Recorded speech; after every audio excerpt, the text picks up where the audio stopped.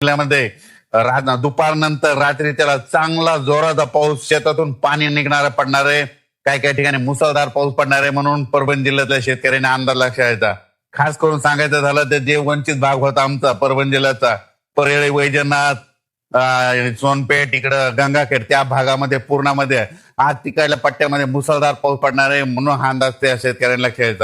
सांगायचं झालं तर बीड जिल्ह्यातल्या शेतकऱ्यांसाठी आनंदाची बातमी. बीड जिल्ह्यात देखील आज ह्या 2 दिवसामध्ये 30-31 तारखेला चांगला जोराचा पाऊस पडणार आहे म्हणून बीड जिल्ह्यासाठी आनंदाची बातमी. अहिल्यानगर मध्ये देखील जोराचा पाऊस पडणार आहे म्हणून अंदाज या 2 दिवस लक्षात येतात, 30 आणि 31 तारखेला.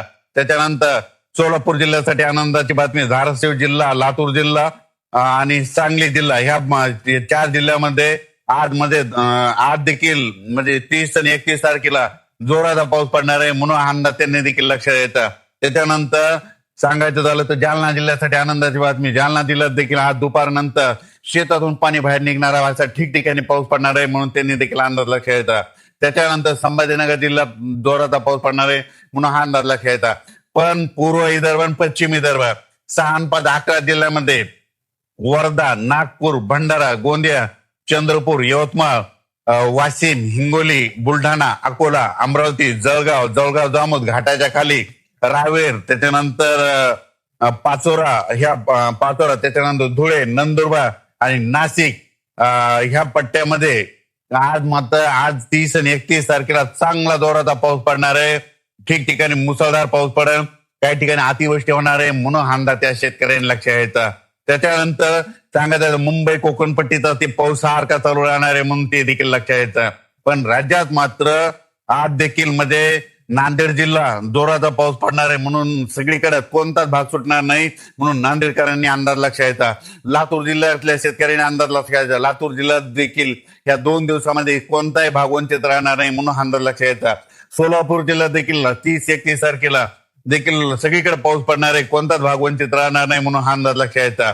त्याच्यानंतर बीड जिल्ह्यात देखील आज दुपारनंतर चांगला जोराचा पाऊस पडणार आहे म्हणून हा अंदाज लक्षात 2 दिवस. आणि राज्यातल्या सर्व शेतकऱ्याला सांगितलं, बऱ्याच शेतकऱ्याचे फोन आले आणि टेक्स्ट मेसेज पडला की हे पाऊस कधी कमी होणार आहे.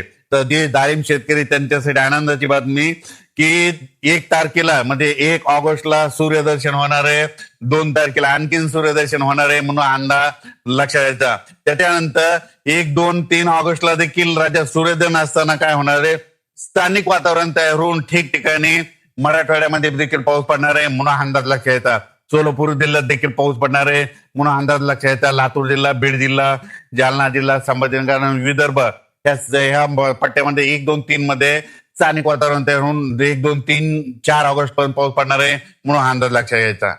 ज्या जिल्ह्यात अतिवृष्टी होणार आहे, मुसळधार पाऊस पडणार आहे त्या जिल्ह्यात सांगतो, पण ते संपूर्ण जिल्हा धरणार नाही, फक्त काही भागात धरणार आहे म्हणून त्याला ते जिल्ह्याचे नाव सांगतो.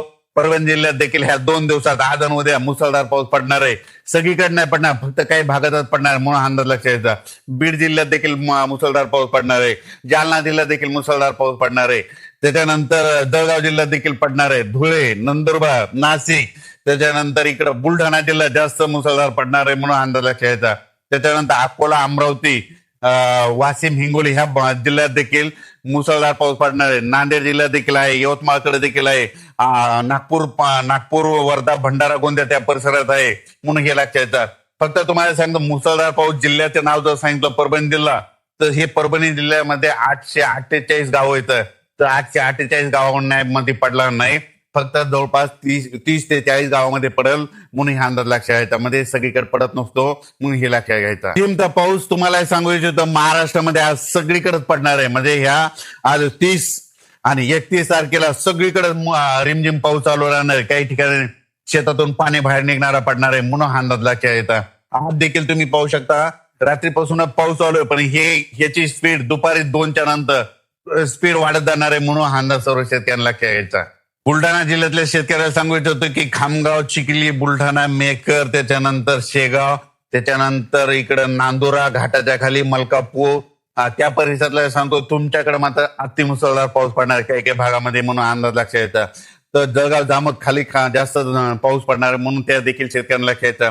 नदी काठी कोणाचा जर आखाडा असेल तर तुम्ही काय करा, आज तुम्ही दुपारपर्यंत तुम्ही तुमचे बैल जनावर पाईपलाईन असेल तर ते काढून बाजूला ठेवा, कारण की आज काय काय भागामध्ये जोराचा पाऊस पडेल, वड्या नाल्याला पाणी येणार आहे म्हणून हा अंदाज लक्षात येतात. राज्यात सर्वत्र मुसळधार नाही पडणार, फक्त काही काही 10-20 गावामध्ये 5-50 गावामध्ये असंच पडणार आहे म्हणून हा अंदाज शेतकऱ्यांना लक्षात येतात. जळगाव जिल्ह्यातल्या शेतकऱ्याला सांगू इच्छितो, तुम्ही देखील काळजी घ्यायची. तुमच्याकडे देखील अतिमुसळधार पाऊस पडणार आहे म्हणून हा अंदाज लक्षात येतात. धुळे, नंदुरबार देखील नंदुरबार जिल्ह्यातून खास करून, कारण की सगळ्यात महाराष्ट्रामध्ये सगळीकडे पाऊस पडला. नंदुरबार, धुळे, सोलापूर, धाराशिव, बीड आणि नांदेड ह्या जिल्ह्यात पडला नव्हता. मग आज तेच जिल्हे देखील वंचित राहणार नाही ह्या 2 दिवसात म्हणून हा अंदाज सर्व शेतकऱ्यांना लक्षात यायचा. त्यानंतर मुंबई, नाशिक, कोल्हापूर म्हणजे रत्नागिरीपासून पालघर पर्यंत ते पट्ट्यातला पाऊस कायम सुरू राहील. महाबळेश्वरचा देखील पाऊस सुरूच राहील. पुण्याकडे देखील आज पाऊस सुरू होईल म्हणून हा अंदाज लक्षात यायचा. त्याच्यानंतर कोल्हापूरकडे देखील म्हणजे पश्चिम महाराष्ट्रात सरीव राहतील म्हणून हे देखील लक्षात घ्यायचं. मात्र 1 ऑगस्ट, 2 ऑगस्ट, 3 आणि 4 ऑगस्टच्या दरम्यान राज्यात सूर्यदर्शन बघायला भेटणार आहे म्हणून हा अंदाज सर्व शेतकऱ्यांनी लक्षात घ्यायचा.